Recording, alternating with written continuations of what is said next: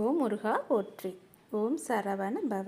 என் அன்பு குழந்தையே, நான் உனக்கு மகிழ்ச்சியான செய்தியை கொண்டு வந்திருக்கின்றேன். அப்படி இருக்கும்போது நீ மகிழ்ச்சியாகத்தானே இதை கேட்க வேண்டும். அதை விடுத்துவிட்டு உன் மனதில் ஏகப்பட்ட கவலைகளை வைத்துக்கொண்டு இதை நீ கேட்கலாமா? உன்னுடைய மனம் இப்போது எப்படி இருக்கின்றது தெரியுமா? மிகுந்த கவலையில் இருக்கின்றது. மகிழ்ச்சியாக இரு. மகிழ்ச்சியான வரம் தரும்போது மகிழ்ச்சியோடு அதை பெற்று கவலையின்றி நீ வாழ வேண்டும் அல்லவா? கவலையோடு அதனை பெற முயன்றால் அதன் சக்தி மிகவுமே குறைந்துவிடும். அதனால் உன்னுடைய மனதை தெளிவாக, மகிழ்ச்சியாக, சந்தோஷமாக, நிம்மதியாக வைத்துக்கொண்டு நான் தரும் வரத்தை நீ பெற்றுக்கொள். உன் வாழ்க்கை சந்தோஷமாகவே இருக்கும். உன் கடினமான பாதைகளை நீ எல்லாம் அலசி ஆராய வேண்டாம். அது போனது போன வாழ்க்கை. இனி வரப்போவது உனக்கு நல்லதாக இருக்கும். இன்னும் 1 மணி நேரம்தான். இன்னும் 1 மணி நேரத்தில் நீ சற்றும் எதிர்பார்க்காத ஒரு அதிசயம் காத்திருக்கின்றது. அது பல மடங்கு மகிழ்ச்சியை உனக்கு அள்ளி கொண்டு வரப்போகிறது. நிச்சயம் உன் வாழ்க்கை மேன்மை பெறுவதற்கு அது உனக்கு உதவியாக இருக்கும். யார் பேசினாலும், யார் உன்னை துன்புறுத்தினாலும், யார் உன்னை விட்டு விலகினாலும் எதை கண்டும் நீ அஞ்சக்கூடாது. ஏனென்றால் உன்னோடு நான் இருக்கின்றேன். உனக்கு பக்க பலமாக, உற்ற துணையாக, நல்ல தோழனாக நான் இருக்கின்றேன். நான் தருவதை நீ பெறுவதற்கு ஒரு கட்டளை இருக்கிறது. என்னவென்றால் அதை நான் கொடுக்கும்போது நீ கவலையோடு அதனை வாங்கக்கூடாது. மனதில் முழு சக்தியோடு, முழு நம்பிக்கையோடு, மகிழ்ச்சியாக அதனை வாங்கினால் அது உனக்கு பல மடங்கு நன்மைகளை கொண்டு தரும். நான் இருக்கின்றேன். எதற்கும் பயப்படாதே, கலங்காதே, அஞ்சாதே. நான் இருக்கின்றேனே. எல்லாவற்றையும் என்னுடைய பொறுப்பாக நான் எடுத்துக்கொண்டு விட்டேன். இனி நல்லது நடக்கும். நீ நினைத்தது அப்படியே நடக்கும். நீ விரும்பியது அப்படியே உனக்கு கிடைக்கும். நீ ஆசைப்பட்டது போலவே எல்லாம் மாறும். நீ விரும்பிய வாழ்க்கையே உனக்கு கிடைக்கும். உன்னுடைய தற்போதைய நிலை மாறி மிக மிக அழகான ஒளிமயமான வாழ்க்கை உன்னை தேடி வரும். எதற்கும் கலக்கம் அடையாதே. உனக்கு நல்லது நடந்தே தீரும். கற்கண்டு போல இனிக்கும் உன்னுடைய வாழ்க்கை. தித்திப்பாகவே மாறும் உன் வாழ்க்கை. சந்தோஷமாகவே எப்பொழுதும் இருக்கும் உன் வாழ்க்கை. நீ நன்றாகவே இருப்பாய். கவலையே படாதே. இனி நினைத்தது மட்டும்தான் நடக்கும். ஒருவர் நம் மீது கொண்ட பொறாமையால் மனதை காயப்படுத்தி சில சொற்களை கூறினாலும், நாம் தவறே செய்யாமல் நம் மீது பழிச்சொல் கூறினாலும் அவர்களை நீ கோபிக்க வேண்டாம். புரிகிறதா? அவர்கள் மீது துவேஷமும் வேண்டாம். நாம் பதிலுக்கு அவர்களை காயப்படுத்தவும் வேண்டாம். நம்மை காயப்படுத்துவதால் அவர்கள் தாமாகவே விரும்பி நம்முடைய கர்மாவை தங்கள் கைகளில் ஏந்தி கொண்டு செல்கிறார்கள். குரோதமும், துவேஷமும், பொறாமையும், பழிவாங்கும் உணர்வும் நம்மில் எழுந்தால் அடுத்தடுத்த ஜென்மங்களில் அதற்குண்டான பலனை நாம் தான் அனுபவிக்க வேண்டும். அதனால் தான் சொல்கின்றேன், நம்மை பற்றி யார் என்ன சொன்னாலும் தண்ணீரை போல இருக்க நாம் கற்றுக்கொள்ள வேண்டும். தண்ணீர் தம்மிடம் கலக்கும் எந்த வர்ணத்தையும் ஏற்றுக்கொண்டு அந்த வர்ணமாகவே தோற்றமளிக்கும் தன்மையுடையது. இறைத்தன்மையும் இதுவே ஆகும். அதனால் நம்மை பற்றி யார் என்ன சொன்னாலும் தண்ணீரை போல இருக்க நீ கற்றுக்கொள். யார் நம்மீது பொறாமை கொண்டு தேவையற்ற வார்த்தைகளை வீசினாலும் அந்த வார்த்தைகளை காது கொடுத்து கேட்காதே. திரும்ப அவர்கள் மீது பழி போடாதே. எந்த ஒரு எதிர்மறையும் அவர்களிடம் இருந்து வந்தால் அவர்களை நீ தூர தள்ளி வைத்தால் மட்டும் போதும். தூரமாக தள்ளி வைத்துவிட்டு அவர்களிடமிருந்து நீ விலகி இருப்பதுதான் உனக்கும் நல்லது, உன் எதிர்கால வாழ்க்கைக்கும் நல்லது. இது எல்லாம் நடந்தால் மட்டுமே எல்லாம் மாறும். நீ நினைத்ததும் நடக்கும். உன் தற்போதைய நிலைமை எல்லாம் மாறி மிக அழகான ஒளிமயமான வாழ்க்கை உன்னை தேடி வரும். கலங்காமில்லாமல், குழப்பமில்லாமல் தெளிவாக இரு. உனக்கு நல்லது நடக்கும். கற்கண்டு போலவே உன் வாழ்க்கை சந்தோஷமாக, இனிப்பாக, தித்திப்பாகவே இருக்கும். நீ நன்றாக வாழப்போகின்றாய். நீ நினைப்பது நல்லதாக இருக்கும் போதும் நடத்தி கொடுப்பதும் நான் அல்லவா? அதனால் நடப்பதும் நல்லதாகவே இருக்கும். துன்பம் எல்லாம் தீர்ந்து என்னுடைய அருளால் உன் வாழ்க்கையில் பல நல்லதுகள் இனி நடக்கப் போகின்றது. விதி என்று எதையும் நீ விட்டு விடாதே. அப்பாவிடம் தொடர்ந்து வேண்டு. விதிக்கும் விதிவிலக்கு என்று நான் ஒன்று வைத்திருக்கிறேன். அது உனக்கு வேலை செய்யும். உன் தலையெழுத்தும் மாறும். நான் சொல்வது போலவே செய்தால் உன் வாழ்க்கை மிக நன்றாகவே இருக்கும். நினைத்தது நடக்கும், கேட்டது கிடைக்கும், விரும்பியது வரும், ஆசைப்பட்டது எல்லாம் நடக்கும். உன் அப்பாவின் வாக்கு நிச்சயம் உனக்கு மட்டுமே பலிக்கும். உன்னுடைய வாழ்வின் மகிழ்ச்சியான அடுத்த கட்டம் ஆரம்பித்து விட்டது. உனக்கு இப்போது நன்றாக புரிந்திருக்கும். இதுவரை கடினமாக இருந்த உன்னுடைய வாழ்க்கையின் முதல் பாகம் இப்போது மகிழ்ச்சியான இரண்டாம் பாகமாக மாறுவதற்கான அறிகுறிகள் எல்லாம் இனி நடந்து கொண்டிருப்பதையும் இனி நடக்கப் போவதையும் நீ உணர்ந்திருப்பாய் தானே? அப்படி உணரவில்லை என்றால் நீ அதை வரும் நாட்களில் நிச்சயம் உணர்வாய். உன்னுடைய வாழ்வின் அடுத்த கட்டம் மிக மகிழ்வாகவே இருக்கும். உனக்கு பிடித்த மாதிரியே இருக்கும். உன் வாழ்க்கை முடிந்து போகவில்லை, இனிமேல் தான் ஆரம்பிக்கப் போகிறது. சந்தோஷமாக மாறப்போகிறது. ராஜ வாழ்க்கை உனக்கு ஆரம்பித்து விட்டது. நீ மகிழ்ச்சி கொள்ளப் போகிறாய். இனி துயரம் என்பதே உனக்கு இருக்காது. நீ எப்போதும் எதையும் யாருக்காகவும் விட்டு கொடுக்க கூடாது. எப்போதும் எதையோ நீ பறி கொடுத்தவர் போலவும் உன்னுடைய முகத்தை நீ வைத்திருக்கவும் கூடாது. மலர்ந்த முகத்தோடு நீ இருக்க வேண்டும். மகிழ்ச்சியான நிகழ்வுகள் எல்லாம் இனி நடக்கப் போகின்றன அல்லவா? உன்னுடைய இல்லத்தில் மகிழ்ச்சி அதிகரிக்கப் போகிறது அல்லவா? நீ கொஞ்சம் பொறுமையாக கவனத்துடன் நடந்து கொண்டால் போதும். மகிழ்வான பல நிகழ்வுகள் எல்லாம் நடக்க இருக்கின்றன. மலர்ந்த முகத்தோடு நீ ஏற்றும் தீபம் உன்னுடைய வாழ்வில் அடுத்தடுத்து மகிழ்ச்சியை கொண்டு வரப்போகின்றது. நீ ஏற்றும் தீபத்தின் மூலம் உன்னுடைய வாழ்க்கையில் உள்ள இருளெல்லாமே அகலப் போகிறது. நீ என்னிடம் வந்தாய். உன் மனக்குறையை எல்லாம் என்னிடம் சொன்னாய். உன்னால் சொல்ல முடியாத அளவுக்கு கூட நீ தவித்து நின்றாய். உன் மனச்சுமையை உன்னால் இறக்கி வைக்க முடியாத அளவுக்கு உன்னுடைய மனம் பாரமாக இருக்கின்றது. ஆனால் நீ என்னுடைய கோவிலின் படியில் காலெடுத்து வைத்த அடுத்த நிமிடமே நானே உன்னை கவனித்தேன். உன்னுடைய மனப்போக்கை கவனித்தேன். நீ விரும்பிய ஒரு மாற்றத்தை நீ கேட்காமலேயே நான் உனக்கு தரப்போகின்றேன். அதை கண்டு நீ மகிழ்வாக விரைவாக சந்தோஷத்தில் நனையப் போகின்றாய். எப்போது என்று கேட்காதே, நிச்சயம் நடக்கும். உனக்கு வெற்றி கிடைக்கும் நேரம் வந்துவிட்டது. வருந்தாதே, கவலைப்படாதே. உன் வாழ்வில் நான் இருக்கின்றேன் என்பதை நீ சுத்தமாக மறந்து விட்டாய் என்றால் உன் வாழ்வில் நல்லது நடக்காமல் கூட போகலாம். உன்னுடைய வாழ்வில் கடவுள் இருக்கிறார். தெய்வம் எனக்கு துணை இருக்கின்றார். நான் வணங்கும் அப்பா என் கூடவே இருக்கின்றார். என்னை சுற்றி பாதுகாத்து கொண்டே இருக்கின்றான் என்ற நம்பிக்கை உனக்குள் இருந்தால் உன் வாழ்க்கையின் அடுத்த கட்டம் மிக மகிழ்ச்சியாக இருக்கும். நான் சொல்வது சத்தியமாக பழிக்கும். உன் அப்பாவின் வாழ்க்கை நிச்சயம் பழிக்கும். ராஜ வாழ்க்கை உனக்கு ஆரம்பிக்கப் போகிறது. துயரமே இனி உனக்கு கிடையாது. உன் வாழ்க்கை முடியவில்லை, இனிதான் ஆரம்பம். அடுத்த கட்டம் மிக சந்தோஷமாக இருக்கும். நல்லது நடந்து கொண்டே இருக்கும். உனக்கு கூடிய சீக்கிரமாகவே நிலையான வருமானத்திற்கு நான் ஒரு வாய்ப்பை தரப்போகின்றேன். அது அதிர்ஷ்ட வாய்ப்பு உன் வீட்டின் கதவை தட்டப் போகின்றது. அதை பயன்படுத்தி உன்னுடைய வாழ்க்கையில் நீ எப்படியெல்லாம் முன்னேற வேண்டும் என்று ஆசைப்படுகிறாயோ தயங்காமல் நீ முன்னேறி கொண்டே போ. இனி உன் வாழ்க்கையில் ஏற்றம் மட்டுமே இருக்கப் போகின்றது. என் ஆசீர்வாதம் உனக்கு என்றுமே இருக்கு. கவலையே படாதே. கடவுள் எப்பொழுதுமே உடைந்த பொருட்களை மிகவுமே அழகாக பயன்படுத்தி விடுவார். உடைந்த மேகங்கள் தான் மழை பொழியும். உடைந்த நிலம்தான் உளும் வயலாகும். உடைந்த நெல்தான் விதையாகும். உடைந்த விதைகள்தான் புதிய செடிகளுக்கு வாழ்க்கை கொடுக்கும்.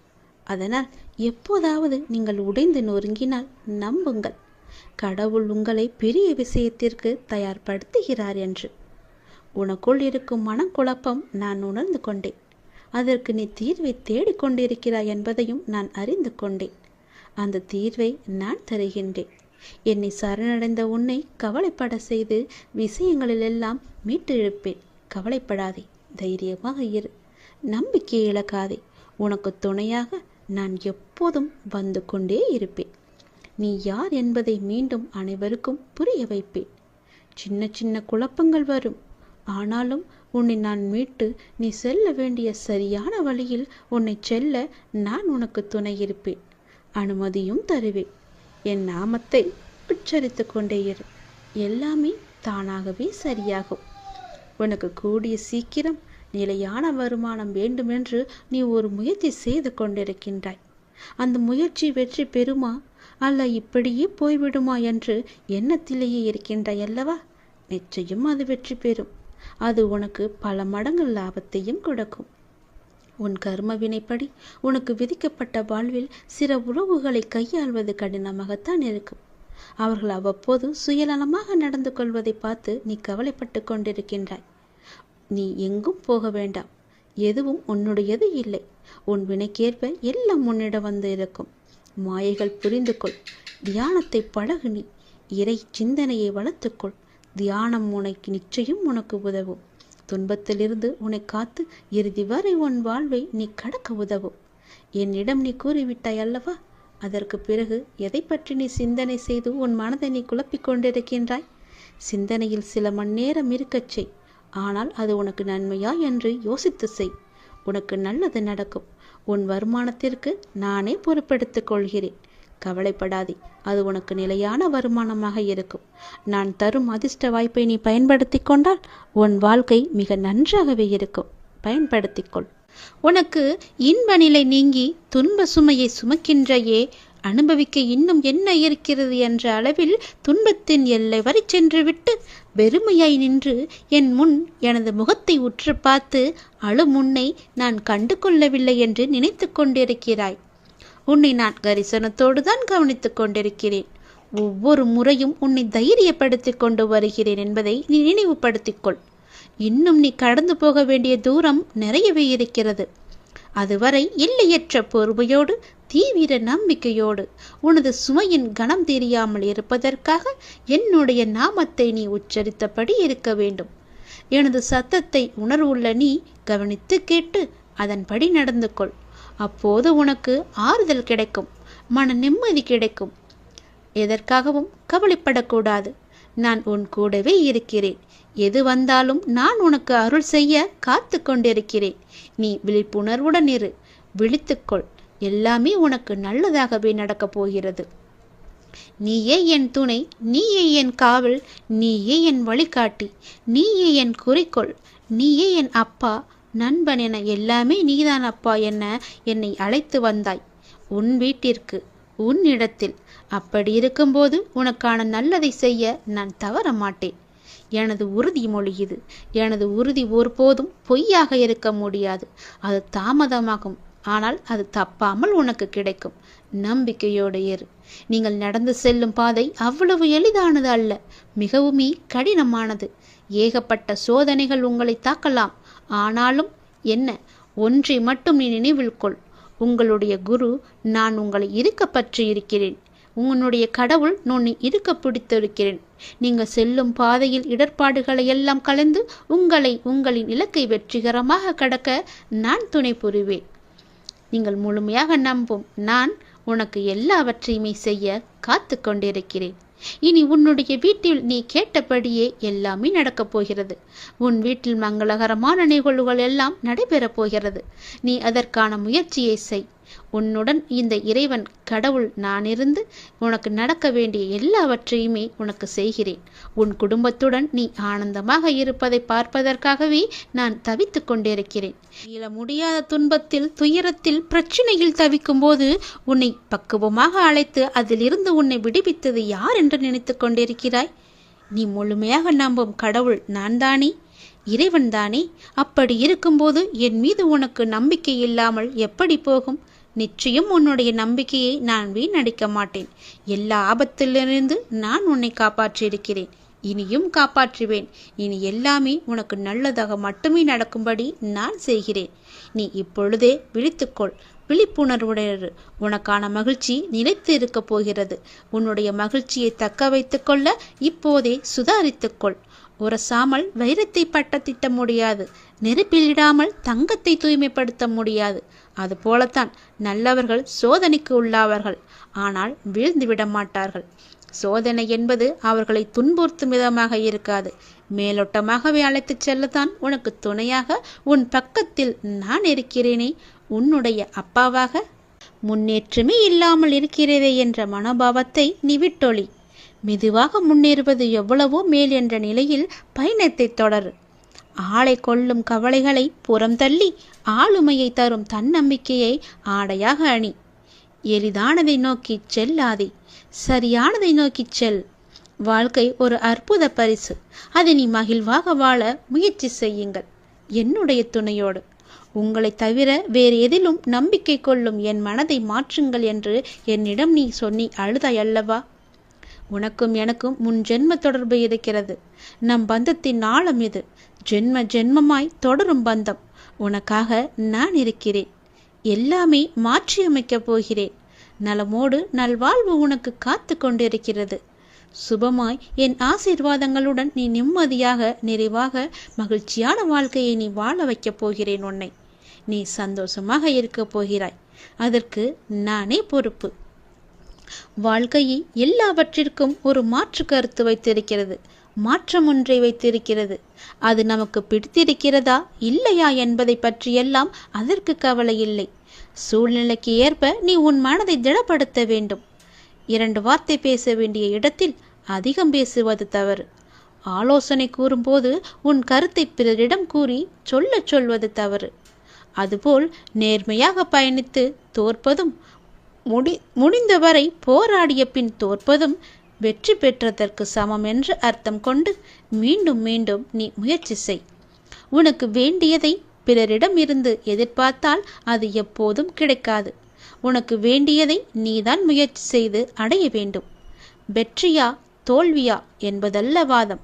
ஆடுகளத்தில் இருக்கிறாயா என்பதை மட்டும் நீ அடிக்கடி உறுதிப்படுத்திக்கொள்.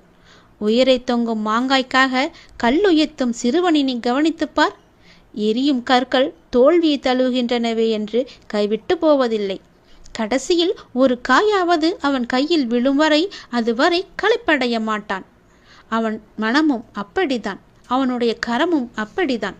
அதுபோல உன் தோல்விகளையே கற்களாக்கி கவனம் சிதறாமல் வெற்றி கனியை குறிப்பார்த்து எறிய கற்றுக்கொள். எத்தனை முறை கல் எறியப்பட்டுகிறது என்பதல்ல கணக்கு. கனி கைவசம் வருகிறதா என்பதில்தான் உன்னுடைய கவனம் இருக்க வேண்டும்.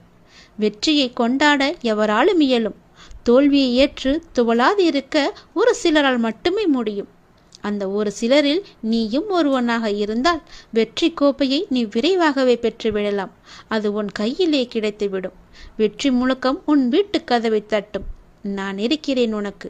எப்போதுமே உன் கூடவே இருப்பேன். நீ நிச்சயம் முன்னேறுவாய். உன் மனதில் எதிர்காலத்தை பற்றிய பயம் என்றாயிருந்தால் அதை தூக்கி எறிந்துவிடு. எனக்காக என்னுடைய அப்பா, என்னுடைய இறைவன், என்னுடைய குரு எனக்காக இருக்கிறாய் என்ற நம்பிக்கையோடு இரு. எல்லாவற்றையுமே தூக்கி எறிந்துவிடு. உன்னோடு நான் இருக்கிறேன். பக்க பலமாக, உற்ற துணையாக, உற்ற தோழனாக, நல்ல நண்பனாக, உனக்கு உறவினராக, உற்றாராக, எல்லாமாக நான் இருக்கிறேன். பிறகு எதற்காக நீ கலங்க வேண்டும்? எல்லாமே உன்னை தேடி வரும்படி நான் செய்கிறேன். எல்லா பொறுப்பு நானே எடுத்துக்கொள்கிறேன். நீ நன்றாகவே இருப்பாய். யார் யாருக்கு என்ன தேவை என்பது அப்பாவுக்கு தெரியும். அதை அவர்களுக்கு கண்டிப்பாக கொடுப்பார். இங்கே தேவையானது பொறுமையும் நம்பிக்கையும் தான். பொறுமையோடு காத்திருந்தால் அவர் அருள்மழை நிச்சயம் உங்கள் மீது பொழியும். அது நாம் எதிர்பார்த்ததற்கு மேலாகவே இருக்கும். நாம் செய்யும் காரியங்களின் பலனையே நாம் திரும்ப அடைகின்றோம். நல்லதாக இருக்கட்டும், அது கெட்டதாகவும் இருக்கட்டும். நல்லதும் கெட்டதும் நம் செயல்கள் மூலமே நமக்கு விளைகின்றது. முன் செய்த பாவ புண்ணிய பலன்களை நாம் இன்று அனுபவிக்கின்றோம். கலங்கக்கூடாது. நான் இருக்கிறேன் என்று உன் மீது நம்பிக்கை வைக்க வேண்டும். என் மீதும் நீ நம்பிக்கை வைக்க வேண்டும்.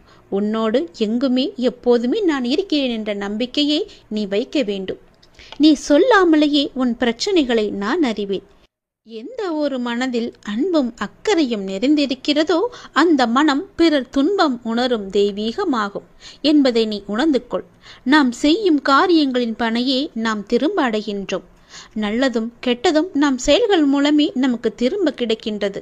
நீ இன்று ஒரு நல்லது செய்தால் அது பல மடங்காக நல்லது உனக்கு கிடைக்கும்.